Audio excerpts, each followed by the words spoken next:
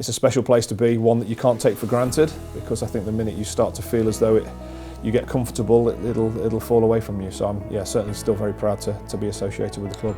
Through the connected stream and various bits and bobs, there have been thousands, tens of thousands at times with us all year, and that's been great. That's been a really, really strong message in our changing room. It hasn't been lost that we just don't think, because there's no one here, no one's watching.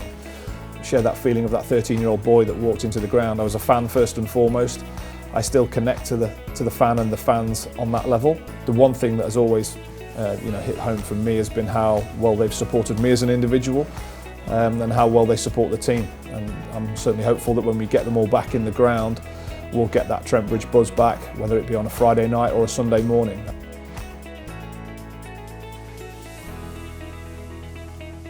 Paul, it's been a long, successful association with this place, but do you remember the first time you walked through the doors at Trent Bridge? I do. I was the lucky guest of one of the staff that worked here, and I got shown round, and I got taken up to the exec suite, and I got to look around the old scoreboard and spend some time in places that was invite only, which was exciting, and it sort of lit my interest. Obviously, I think I was playing age group cricket for Nottinghamshire at the time, but it all seemed so daunting. There were some fantastic players playing in that game that day, and I sort of went home as a young teenager thinking, crikey, wouldn't it be great to do that one day? So, yeah, special memories, and it's changed a lot since, but it hasn't lost any of its charm. Who was in that game? You say it was a day of big players. Yeah, Robinson, Johnson, Lewis, Cairns. I think it was against Derbyshire. I think Derbyshire had Malcolm, Bishop, Cork.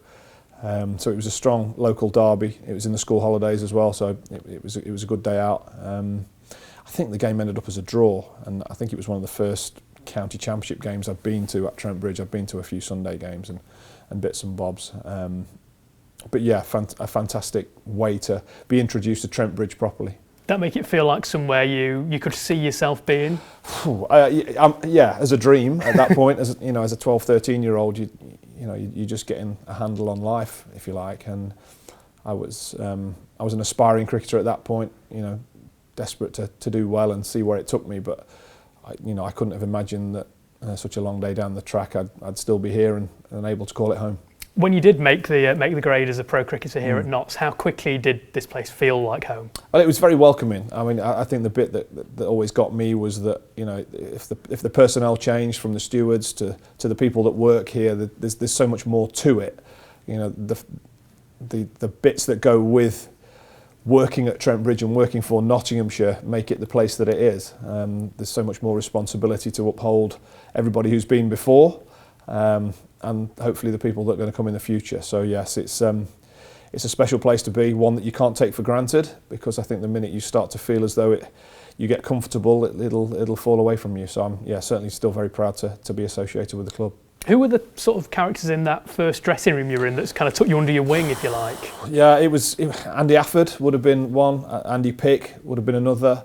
I was still a very young man, like 16, 17 years of age. They were more the senior pros, mid-30s. Slightly gnarled by the game, if you like, very humorous, often on the wrong end of some severe mickey taking, if you like, at different times. But it helps shape you as long as you take it in the right way. Some very, very good internationals, as I mentioned, Tim Robinson, fantastic professional right the way through until he was 40. And those guys were the ones that were sort of trying to move Nottinghamshire cricket forward at that time, at a time when Nottinghamshire cricket wasn't particularly strong in the late 90s. They had some very, very good individual players, Paul Johnson, but the team didn't really fire during that late 90s period.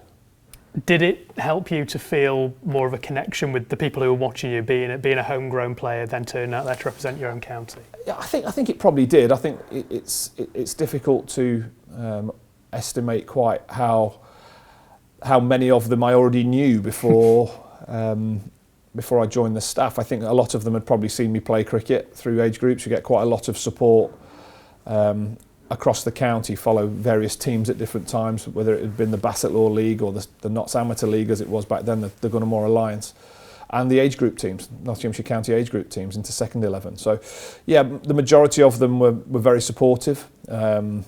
Others keep their opinions to themselves, and like most things, other people have different opinions, and that's fine as well. So that's what makes cricket such a diverse game, that people's opinions are always going to be subtly different. But the one thing that has always hit home for me has been how well they've supported me as an individual, and how well they support the team, and the team has to respond to that. And I'm certainly hopeful that when we get them all back in the ground, we'll get that Trent Bridge buzz back, whether it be on a Friday night or a Sunday morning. I think you always get that feel of people coming to watch at Trent Bridge, being excited to be here, wanting to watch some really, really good cricket. And as part of that dressing room now, as assistant head coach, how important is it that there's still that core of local players, of Notts players who will know exactly what it means? Well, it's vastly important to me. It always has been.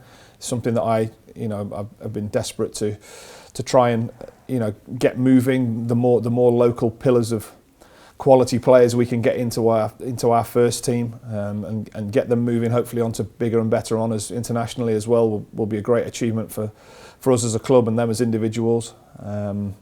There's got a lot of work still to be done on that. And I look back, and like I mentioned, Tim Robinson, Chris Reed, Samit Patel, all gone on. Stuart Broad to play for England, Alex Hales.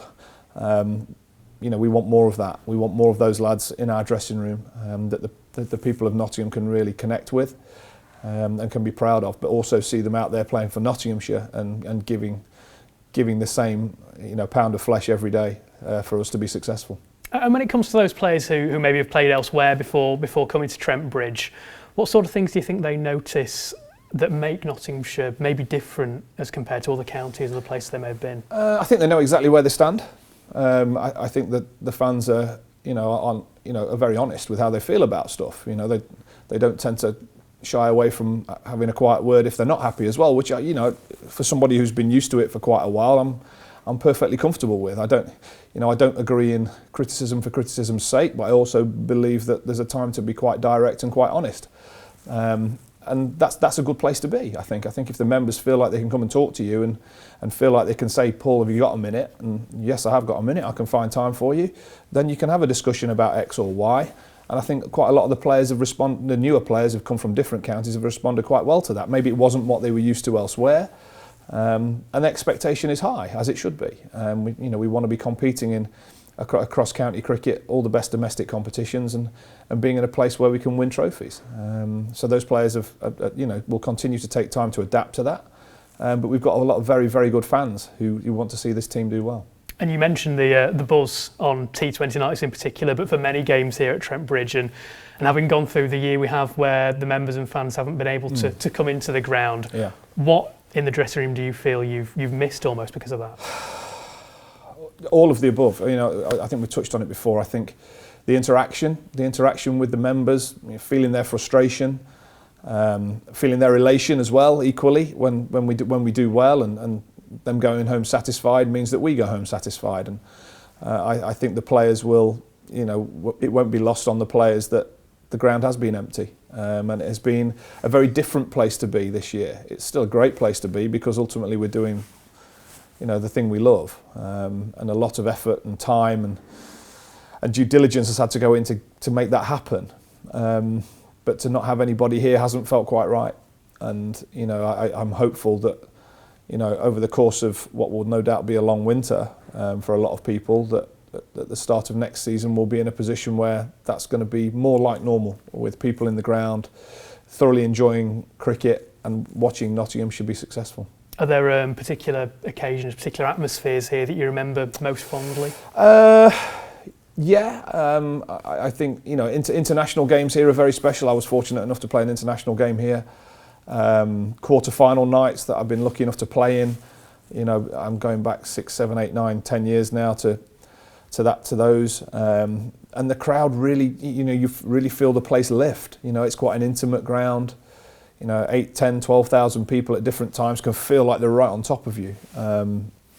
So it's got a unique atmosphere, and across all formats. 2,500, 3,000 in for a championship game as well can feel like a really vibrant atmosphere, and they really get with you. You can hear everybody in every corner airing their views, and you have to concentrate on what you're doing. You have to feel that emotion of the game at any given time and really let it drive you forward. So I think too many to remember, but particularly the big games. They're the ones that are really important. And that must make those winning moments all the sweeter when there's thousands in here with you. Absolutely, and I think we've seen, through the connected stream and various bits and bobs, there have been thousands, tens of thousands at times with us all year, and that's been great. That's been a really, really strong message in our changing room. It hasn't been lost that we just don't think because there's no one here, no one's watching. So look, long may the idea of the stream be good within county cricket. I think it's a really good strength that we found in a tough time, but there'll be nothing like having people in the ground as well. So to have both options, I think in the longer term will be something that county cricket should really explore. And as you say, there's been plenty of change in the time that you've been at Trent Bridge, the personnel in the dressing room and pretty much every stand that sits behind us. But has that Trent Bridge feel stayed similar? Yeah, it has, and I think the unique, subtle changes. We obviously spent a lot of time as our home dressing room as the exec suite in 2020, and there's some really nice pictures of the ground as it was 30 years ago, 40 years ago, and I sort of look back now and try and remember it how it was in 1995, and it's hard to picture, but then you go and see pictures of yourself in those environments and you think, yes, it has, and it's been done tastefully, with a real love of cricket about it as well. It's a cricket ground still, first and foremost. It's not a stadium, and it'll always be special, to me, and everything it's given me, I'm very, very grateful for. So, yeah, look, I think I share that feeling of that 13-year-old boy that walked into the ground. I was a fan first and foremost. I still connect to the fan and the fans on that level, and that's sort of what drives me and keeps me going, and keeps me enthusiastic. But it's a very, very special. I've not heard anybody ever come to Trent Bridge and say they didn't enjoy their experience from a player's point of view, and that's the biggest testament it can get.